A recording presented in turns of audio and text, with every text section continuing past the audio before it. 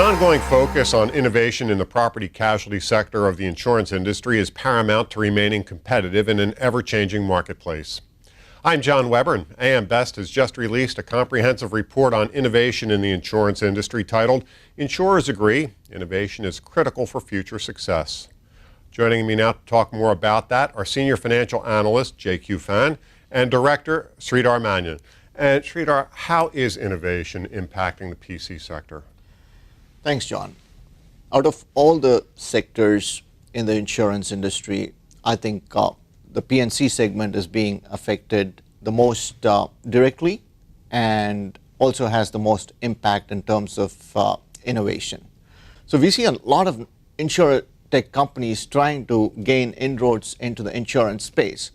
And to the extent that the P&C carriers can either partner with these companies or embrace these technologies themselves and try to get a lot more from the insurance process for the customers, I think that would definitely impact the P&C insurance industry in the short to long term, in the short to medium term.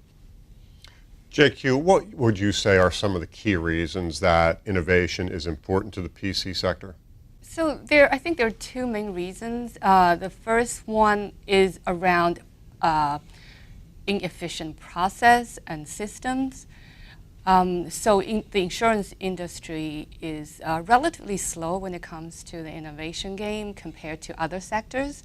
So companies are increasingly realize that in this increasingly digitalized world, if they don't have the updated and modern systems and processes, they are losing out in terms of understanding their customers' needs, satisfying those needs, and then holding on to those customers, and while at the same time expanding into new customer segments to replenish whatever customers they lose from attrition, and which is bound to happen. So if they don't have these modernized IT systems and processes, they can still do that, but it will take them much longer, and the process is going to be very cumbersome. So that would be one theme. And the other one I would cite is around risk selection, which is increasingly linked to profitability.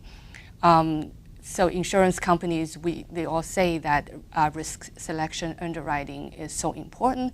And now, as Sridhar alluded to, that with all these big data, Internet of Things, predictive modeling, increasingly sophisticated, if the companies have those capabilities, they would be able to zero in and target a preferred customer base, and they will be able to figure out the lost exposures and the charge a premium that's commensurate with the risk exposure. And on the flip side, for people who do not have the capabilities, they face the risk of being anti-selected against, and also the risk of just not being able to write profitable business. So what would you say some of the biggest challenges are, JQ, when it comes to implementing innovation? So the companies, they tell us that the biggest challenges is a lack of human resources, human talent, IT limitations, and organizational culture, which is not that surprising. Property casualty companies, they can be rigid, and they can have a silo-like corporate structure that do not foster innovation, and they can also have a culture that does not reward risk-taking. And IT systems, which is also could be a problem, and it's a result of many years of underinvestment. But despite that, our companies, they still tell us that they prefer in the future building these improved systems and processes in-house as opposed to buying it from outside sources. Sridhar, when you look at the various technological developments, is there anything that stands out in particular that could impact PC insurers? I would say all technologies, like especially the ones that we mentioned in the report, like cloud computing, artificial intelligence, machine learning, big data, Internet of Things. I think all these technologies are definitely affecting P&C insurers in a big way. So if you look at Internet of Things, these days every single object comes with some kind of a sensor that's able to either detect visually or orally or what's going on in a house or a factory or in a car, and able to transmit this data. So the Internet of Things is becoming pervasive, and it's changing the risk profile of the products. So the home is really not a home. It's a smart home. The car is is really not a car. It's a smart car. So what are you insuring? Whether you're insuring the driver or the car then becomes a question that insurance companies need to answer, and how they go about doing that is going to become pretty key in terms of Internet of Things.